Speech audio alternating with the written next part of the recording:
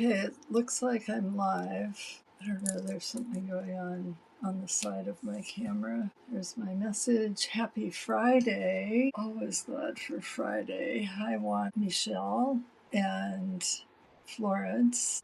So yeah, we've made it through another week. Some of them seem more difficult than others. I have to say that I have been incredibly unproductive, which is not something that usually happens to me. I'm usually very productive, but this week has just been the shits. So right now I am in the midst of doing my 2025 taxes, which I should have done 5 months ago, but who's counting?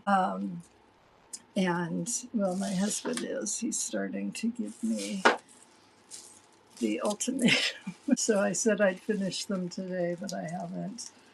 But I'm pretty sure I'll have them done by Monday. The accountant isn't going to be in her office until then. Anyhow, so today I said I would go through my scary box of unfinished things. And so this first thing is a large thing, and it's a vest. It's actually quite cute on, and it's sitting here because I have struggled with how to close this. So I put on this closure so this hooks through there. And so I'll just put it on and see if it's cute or not. It's been a minute, 10. So it's actually, I don't usually do something kind of this unstructured, but it's cute. It's got these cool side pockets, and it's actually made so that the fronts or the side seam cuts towards the front. And so this is if it used this closure, but I've never been sold on the closure. So I think, and I don't wear V-necks, so for me this is just horrible. But today, sometimes scissors, life just gives you a little something. So I have this card of 12 buttons. They're Czechoslovakian glass. They're probably from before World War II. I bought them at the oldest button shop in London a few years ago. And obviously the color would be perfect. And because I have 12, I could do more buttons. And I'm kind of wondering, who are you? And why are you talking to me that way? Anyhow, I just had to block somebody. So, and this isn't for me to wear anyhow, so it doesn't really matter. But yeah, so this is anyhow why this piece is not finished, because I don't like how it closes. And so then what I have to do is decide, do I just cut my losses? Do I try and salvage it? I did. Lydia, thank you. Yeah, that's kind of jarring. And because in my world, knitting is important. So then my next piece is this summer top. So, and I've pinned it up because anything like this I have no chest, so it just like falls down. It would look cuter like with it up like that. And so literally this one is a matter of me just joining the strap, shortening it up, and joining it to the back. It's really cute. And I love things with this drop stitch because I often find knits to be too heavy. And this is, I think it's sock yarn, so it's probably a superwash wool. Oh, look at this. I did this nice little split on the side. And it looks like I made the back a little bit longer than the front. So again, this has been years. And just so you know, it's not that I've lost my mind. It's that I did not knit this. I paid somebody to knit it. So it's sometimes kind of a surprise to me when I pick them back up because I don't have any physical memory from them. And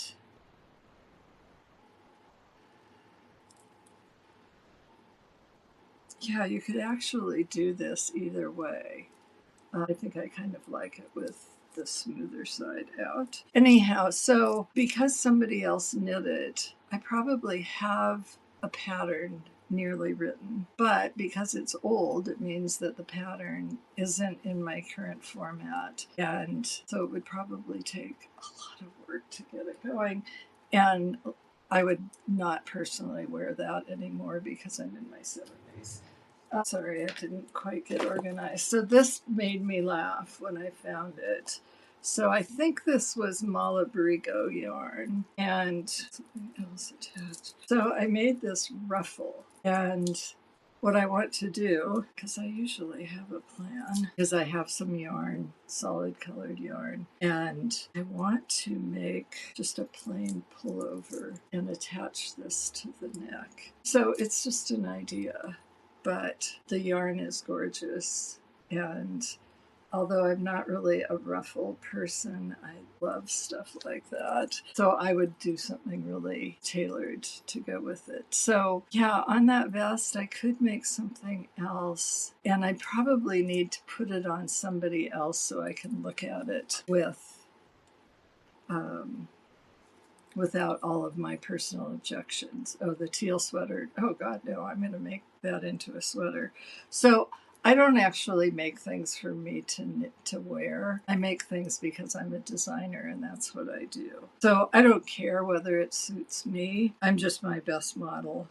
And so I look at things on myself. So this is a piece that I have since I get these ideas about fun finishes, and I think it was not as successful as it should have been. So this is beautiful Cotswold yarn from Nova Scotia, and I think that the best thing to do with this is to undo it. It's going to be hard because it's got a lot of hair on it, and make something that's just less busy. So I'm going to put that aside because that's definitely a undo. I love undoing projects. So this is a shrug, and I'm not sure why I put it down. Oh, I have this beautiful button I was going to put on the Cotswold, but we'll deal with it some other way. So I like shrugs.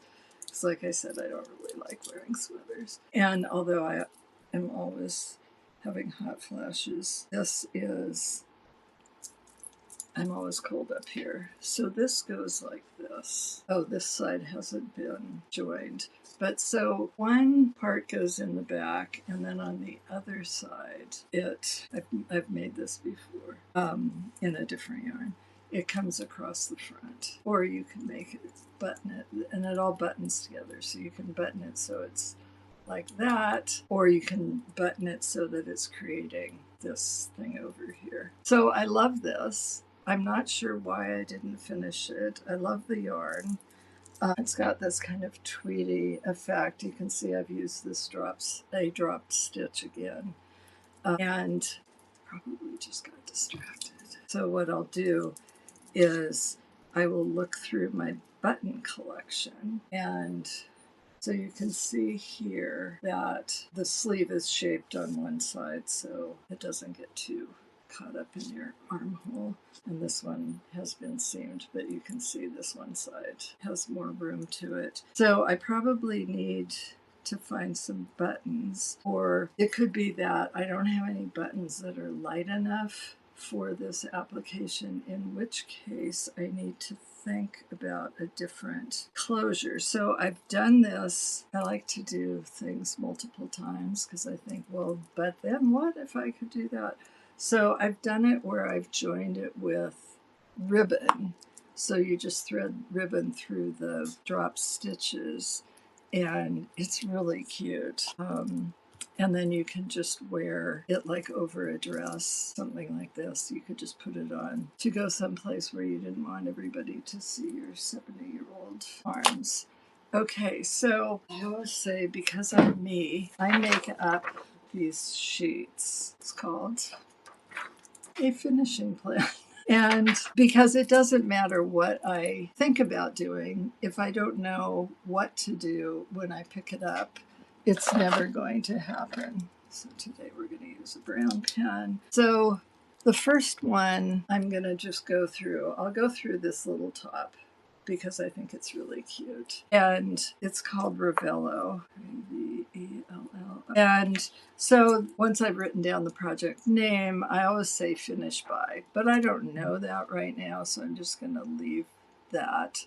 And the next thing is the total estimated time needed, but it also says complete this after you've worked through the whole worksheet.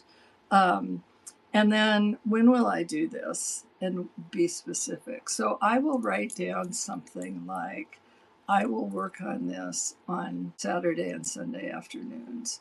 Because if I'm not that specific, then I'll just pick up whatever knitting I have sitting nearby and do that. So I have to get this onto my schedule, and I have to get everything kind of pulled together. So it says what supplies and tools are needed. So this one doesn't really need a lot of supplies. I'm going to have to measure how far back I want to take this strap, and I'm going to have to do that on my dress form. So I'm going to write down strap adjustment. And then obviously there's ends to work in. And I look at everything and think, like, can I put a button on this? So I think it would look really cute with a button or two. So I will just put buttons, ? I go through a lot of possibilities and don't always do anything with them. And then I say, how? What are the steps to complete this? So I would write down, like, put on dress form, measure straps. I'm going to put measure straps on dress form. I have a size 10 dress form, and it's pretty good for measuring lengths. I tend to like things to fit a little differently. But this, it would, in my instructions, it would tell you how to choose the length that you needed. And then I'm going to have to rip back. I had the knitter leaf stitches that are live, so I can join this with a 3 needle bind off. So I'm going to have to go back in my records and find the needle size, needles to finish, and try with buttons. So my buttons will be decorative, and sometimes I make button jewelry. I have two, here. So here's a piece that I made. These are little antique buttons, and this is a piece of silk ribbon that I found, and it's all on the leftovers of some yarn that I made something from. And here's another piece. This one has a pin on the back, so I can just pin it onto anything. This one has a little button loop on it, so I could slide something through there. I know for this piece that I had a tie that went through that, or I could put a shawl pin through it. So this is just two rings that I covered with the yarn, and then these are sterling silver buttons. It's been sitting around a while. It looks like I need to clean those up. So I might make something just like that that would sit on the front rather than putting buttons in buttonholes. So I always wear a pin on my front. So I'm going to say try with buttons. Oh, this is interesting. So now I guess they have, so it looks like it needs to be blocked. I may have blocked it before, but it's been sitting in a box for a while. And it's kind of swingy. It's got a lot of extra fabric. Okay, so that one's done. Okay, so this one, I'm just going to keep it and maybe hang it up. And I have the perfect, sorry, I just became fascinated because here I've done lace. I guess I've done lace the whole way. I didn't realize that. Actually got way more detailed than I probably needed to on this. And this is just an incredibly cool technique. So I just decrease stitches so that when I'm binding off, it's actually ruffling it. And I think I probably did cast on a bazillion stitches and decrease.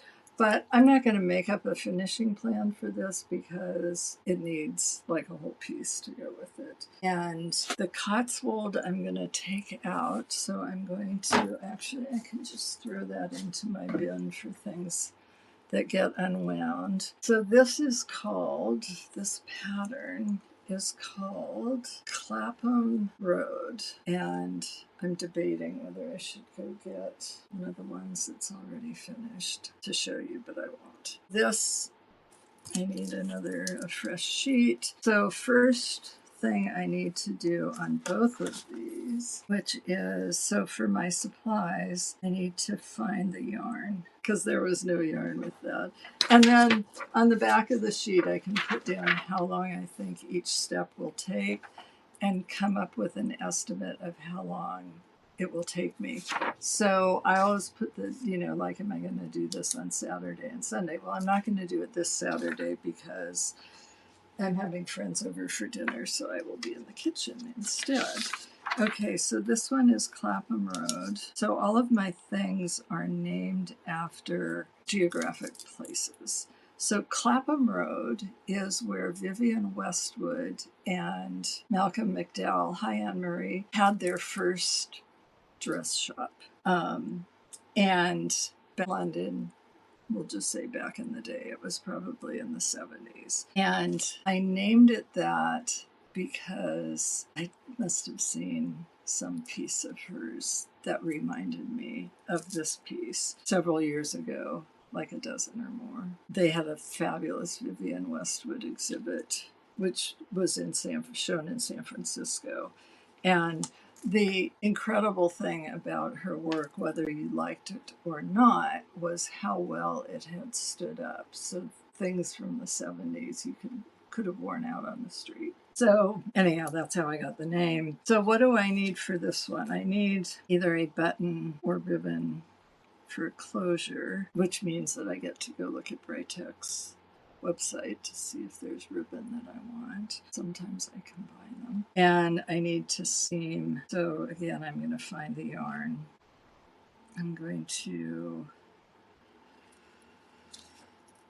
So I need to seam second sleeve. I hate sleeves. Anything that there's two of, I hate. Although I'm knitting two sleeves together, which is very cool. And I didn't space my ridges out properly on the sleeves, so last night I had to take them out and they're back to the trim so that I could add the 2 rows that I needed. And I swear to God, it took me an hour to figure out how to get the 2 sleeves on the needles properly so that I was working everything in the right direction. And that's just because of my dyslexia and I can't always see things. But this would have been very cool to do 2 at a time, same color, and pretty easy knitting. Okay, so I need to seam, I need to work in ends. I've actually got quite a bit of yarn just hanging off that. And then I need to add closures, which we don't know what that is. And always I should probably block it just because it's been sitting around. So there's really not a lot to do. And one could ask themselves why it's been sitting around for so long. But I have found that there is like never a good answer. So we're just not going to do that. And then again, I will think about whether or not I want to make a piece of jewelry to go with that. And then we get back to the vest, which I believe is called Toland. And so I'm going to have to put this on my dress form to look at it. I think the first thing I want to do with it is, and Lydia, is that, yeah, I would never make a pillowcase out of something. I loathe projects like that. It's a good idea, but not for me. Okay, so this is the Toland vest, and there's a pattern called Somerset Shawl that uses the same stitch patterns and the same yarn, and the shawl comes in lace or worsted. So Somerset is I know they're not called counties, whatever, in England where my father's family was from. And Toland was, at that point, it was probably a village, the village that they lived in. My family comes from a second son or a third son because there wasn't enough property for everybody. And Wolcott is actually, I believe, I could be making this up, but I do believe somebody told me that a wool cot was a place that you could store your wool. So you might shear your sheep, and then you either needed to store it until it could be spun or until you had, the wool broker came through to buy it, whatever. This was long ago because his family came over in like 1640. So I think the first thing I'm going to do is to block it. And I think I'm going to stretch it out a little bit. I usually don't pin out my stuff, but I think I'm going to see if I can get this just to feel a little lighter. And I've just put this and the front just have, I don't know, it's like an I cord maybe, but it looks like I knitted it in. When I say I mean my knitter. So I'm going to see if I can open the fabric up a little bit, and I'm going to cut off the buttons, the closures that I have now. I don't know whether I still have this yarn or not. Oh, look at this. Did a really fabulous, I always do the finishing. I hand stitched this hem, and it's knitted so that it folds up. I'm not noted for my hand stitching, but I do remember learning how to do this so that you can't see it from the outside. Very nice job, Jill. And similarly, up here at the collar or the neckline, and there's this little pleat in the back. And then I think I just need to find a different closure. I think I was forcing that closure because I had it on hand, and so I'm writing down find a closure. So oftentimes that comes down to me making something. I know I kind of wanted toggles, and I just couldn't find anything that worked. And here you can see how this angles forward so that when your hands are in your pockets, you're not sitting with them at the side seam, but you're sitting with them across your belly. So I can't tell how long this is going to take at this point, but I have some other things that need to be blocked, so I'm just going to put it into my blocking pile. And what's this? Oh, this is another one of these purple buttons, which they're really beautiful, will be used in some other way. And I've got a couple other things here. Whew, time has flown.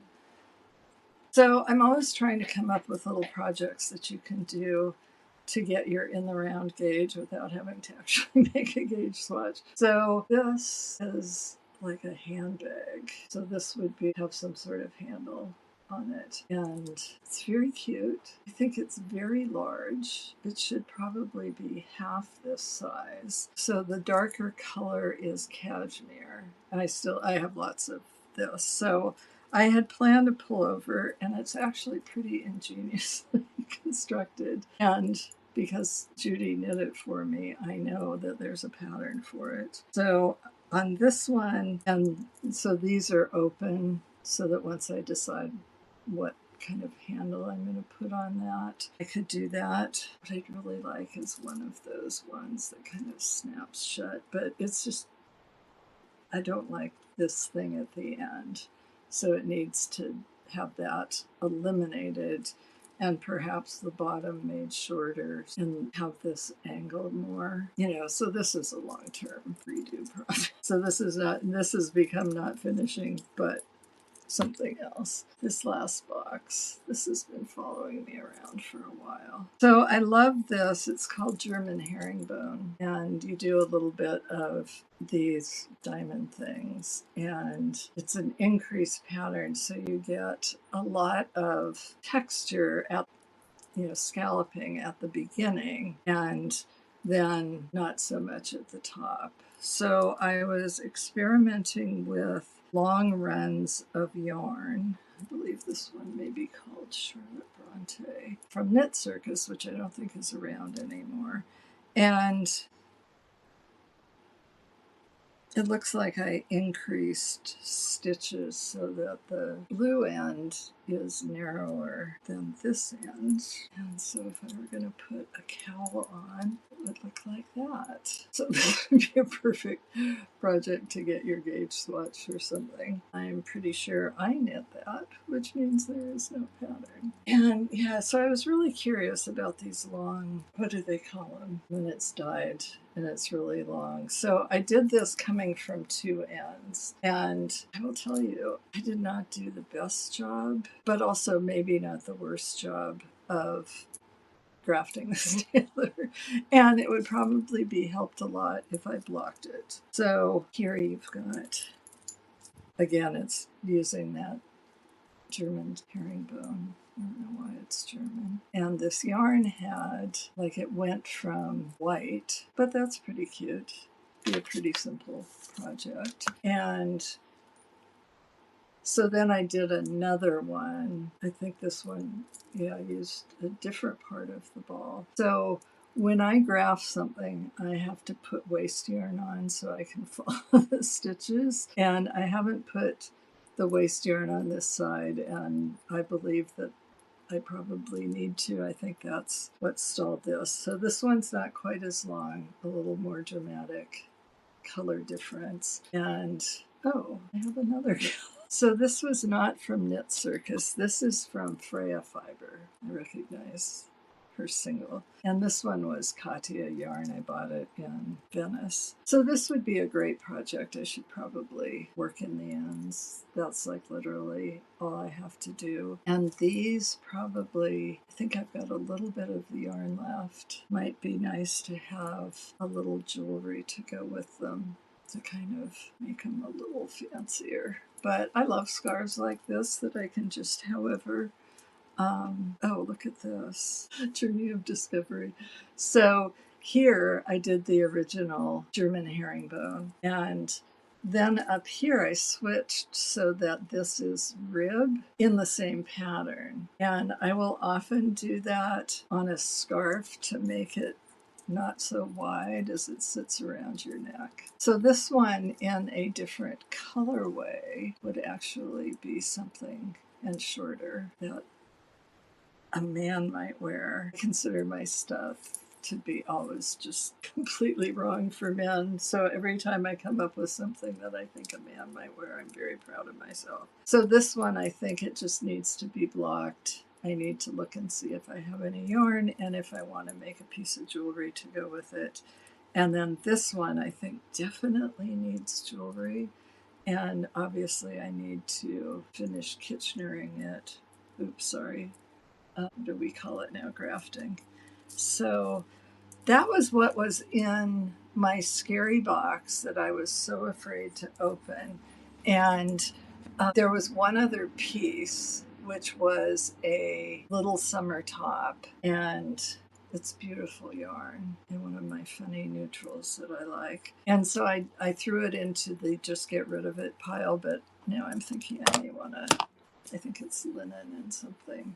Yeah, so Anne-Marie says, love the zigzag edge. So there's a ton of increasing and decreasing in that pattern and in this German herringbone. So you increase here along the edge and then you decrease at the center. So you're always working the same number of stitches, but so increases pull things up and decreases push them down. So you get this really great movement. This is why you need to use the flexible long tail cast on, because this has to travel that whole, over that whole zigzag. So do I have, let's grab one. No, we'll grab this one. Okay, so one of my unfinished objects. So this is a pullover, and oh, it's this. I used this stitch. It's kind of a, I want to say waffle, but it's more of a lattice. And it's not difficult, but you want to know if you've made a mistake. So I put in tons of stitch markers. Now look at this. If I finished this, I would have like 24 stitch markers. I have put this off on a cord, and I don't think I've blocked it yet. So, and I didn't want, so I've got these two colors that nobody else in the world would like. So I blended them, and and then it looks like I've got two colors of this. So this is one of my using up yarn projects. And so it's got this beautiful twisted cable here. I think it's just a 2-stitch cable, and at the bottom, and then this. And I obviously got to the armholes and said, okay, I have no idea what I'm doing for the armholes. So I'm going to block this, find my notes, because I'm pretty sure that there isn't an actual pattern for this. I like to just knit, and but since I don't have a sample knitter, I don't write the patterns, which is really bad. But I've got lots of yarn, and I was thinking, because I really like this, that I might do the sleeves and the rib and do one in each color. But now I'm thinking I'd really hate that, so I don't think that will happen. So this is a project that is definitely a work in progress and an unfinished object. So I have to think about, I went through this last week with my, am I going to finish this worksheet, or 2 weeks ago. I don't happen to have one right handy, so I can't go through it. But one has to always assess, like, do I want to finish this? Looks like it. So I almost always drop a stitch at some point. That's the one for this. And we'll just like latch that up and tie it in the back. I am not a perfectionist. I am not going to rip this back because I'll never finish it. If I do that, I'd have to go back 6 inches. So one of the challenges is always, if I've come to the armhole, and then I have to always look at how long it is. And this is actually when I was knitting for myself. And it's kind of long for me. So I will definitely block it, find my gauge notes, and decide if I want to take it back a couple of inches. I have like a sweet spot for length, and I'm really short-waisted, and then I have very long legs.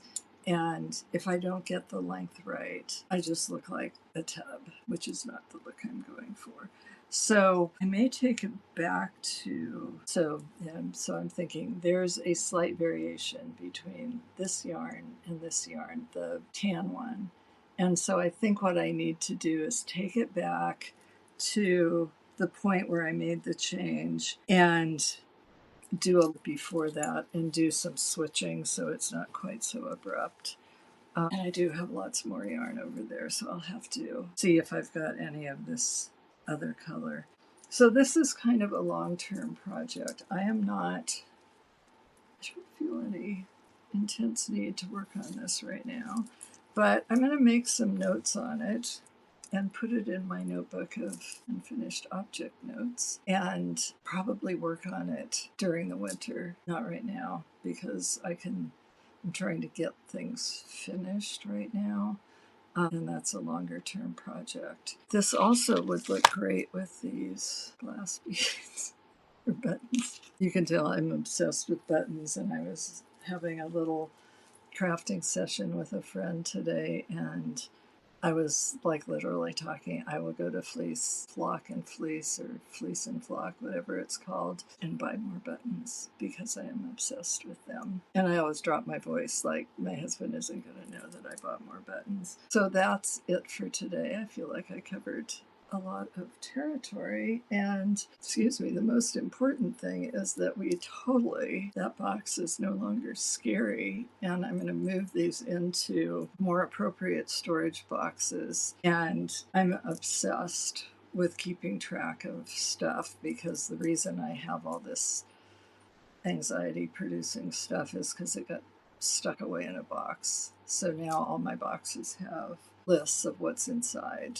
and what I need to do next. Because I am an out of sight, out of mind person. And so what often happens on something like this pullover is I was probably happily knitting away. And then I got to the number of rows that I had decided I needed. And I had not written the pattern ahead or even calculated anything. And so then I pick up something else because I always have to be knitting. I can't just sit there and wait for the next thing, which is why I like to have several things going. But I'm really trying right now to stick to my knitting. And I've got this pullover. This is not blocked yet. And so that's the bottom trim. And then it transitions with those two stripes up into the body. And I did not have enough of the yarn to do a solid color. So that was how and then I put it up at the shoulders. And this is waste yarn so that I can block it before the shoulders are joined. And it has like a slightly, I think I'll make a stand up neckline. And I'm really, really pleased with how this turned out. But it was absolutely the biggest pain in my ass because I'm not good at having more than one color going. And in order to not get big blobs of the color, I changed color twice in every front and back. So I changed color 4 times per round. I had so much yarn going and so many tangles. This is what the inside looks like. So I have to go back and work all of those in. But first I'm going to block it. I am now making the sleeves. And I've actually calculated everything so I can keep moving forward with that. And tonight I am not having a martini because I'm going to have a martini tomorrow night when Natalia and Cameron are here. And I don't have to drink by myself because Mitch isn't drinking these days because it makes him sick. So that's it. Sorry I went long. It's time for me I did straighten up most of my accounting stuff. And every year I say I'm not going to do this again. But accounting is not that interesting to me. So we'll see. I will not be surprised if I fail to behave better in 2026 than I did in all the years beforehand. And now that I look at these, I'm kind of jazzed about it. And this could be like just a quick get something done. And so I'd said on chat that if you ever want me to talk about one of my patterns, just drop me a message. And Lydia, all I have to do is put together the information. Somebody else is doing the actual text. I make this like such a horrible deal. It's not, because I'd rather be doing this. But if you go to my website and see or Ravelry and see a pattern that you'd like me to talk about, just message me. And as you can tell, I can talk about anything at length. So on that happy note, have a wonderful weekend. I hope where you are, the weather isn't horribly hot. I guess they had a hurricane back east. Here it's just hot. We don't have air conditioning. And I'm really getting sick of eating things that don't make the kitchen hot. So I want the weather to change. Rainy are you in North Dakota, Anne Marie? Well, I guess it could be worse. You could be having tornadoes. Anyhow, have a happy weekend. Bye. Thanks for coming.